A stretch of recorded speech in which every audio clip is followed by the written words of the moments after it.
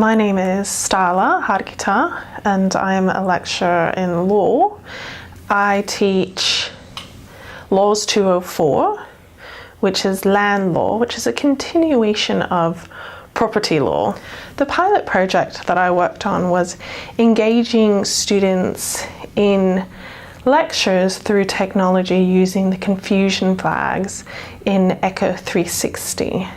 And the confusion flag is a feature of ECHO360 that works to provide an avenue for students to further engage in live lectures. And so what it actually looks like is I would upload material into the ECHO360 platform before my lecture, so for example my slides, and then in the live lecture, in the classroom, as I'm speaking and presenting on material, and I'm using whatever it is that I've uploaded, so for me it's slides, the students have an opportunity to click on a flag that then indicates on my end how many students have clicked this confusion flag.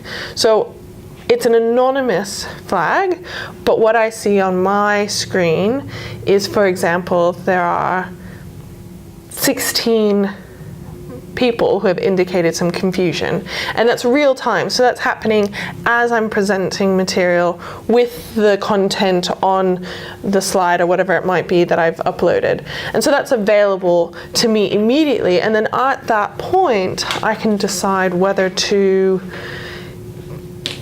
address the issue immediately. So if I'm presenting on a specific case and I see a large number of confusion flags indicated on my screen, at that point I can decide, okay, I can sort of perhaps break this case down a bit more, or if I'm running low on time I can sort of maybe come back to it the next day. I mean, I think that's up to the lecturer, but what the confusion flag does is provide that anonymous opportunity for students to indicate some sort of confusion.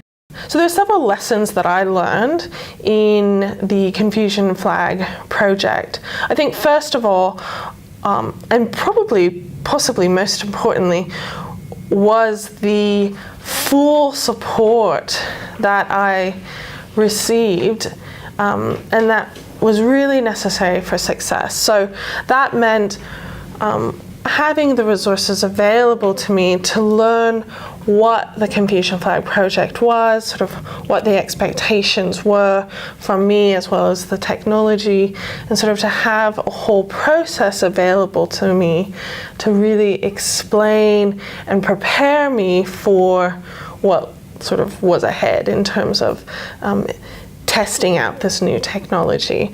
So that was, I think, really integral to the success of confusion flag within my unit.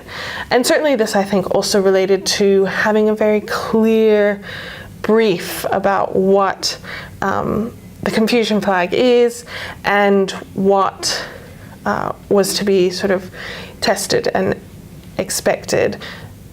So I did get some feedback from the students after we finished sort of trialing the confusion flag, and a few things really sort of popped out for me.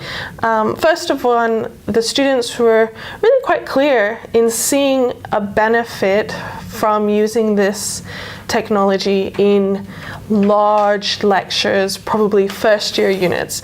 So I think the students were imagining sort of large lecture halls, sort of new content, and using the confusion flag as an opportunity to engage with that lecture and sort of perhaps provide little pauses or opportunities for further explanation of difficult topics in those sort of large lecture style units or presentations. I think perhaps that also relates to another feedback item that I received, which was the anonymity of the confusion flag. So when a student clicks on the confusion flag, as a lecturer, I don't know which student it was. All I know is that a student has clicked on the confusion flag, and all I know is how many students have clicked. So I don't know any sort of identity or there's no sort of link to a particular student in terms of the confusion flag. And that, I think, is an aspect that students did mention they liked about it. So they liked the opportunity to indicate confusion without sort of perhaps implicating themselves personally. I think also another thing that the students mentioned is that it was really important for them to be fully informed about the project, and not simply about the project, but how it specifically could benefit them. And so that, I think, relates to how the confusion flag could improve their learning outcomes or their engagement with the material.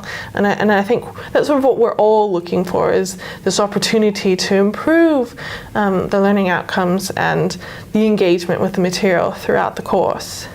Some of the other feedback that I received as well from the students was to make sure that I'm able to convey to the students how to access slides and how to access the actual technology. So I think students have become familiar with the use of Leo, but certainly the use of ECHO360 is something new, not just for lecturers, but for students as well.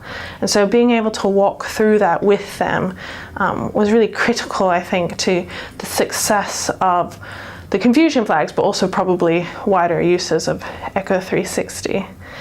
So overall, I think that the pilot project for the confusion flag system in ECHO360 was a great way to integrate anonymous feedback with students in a large lecture setting, so long as there's enough support from the beginning to be able to really adequately support lecturers who can then in turn support their students throughout the process from the beginning of the semester right through to the end.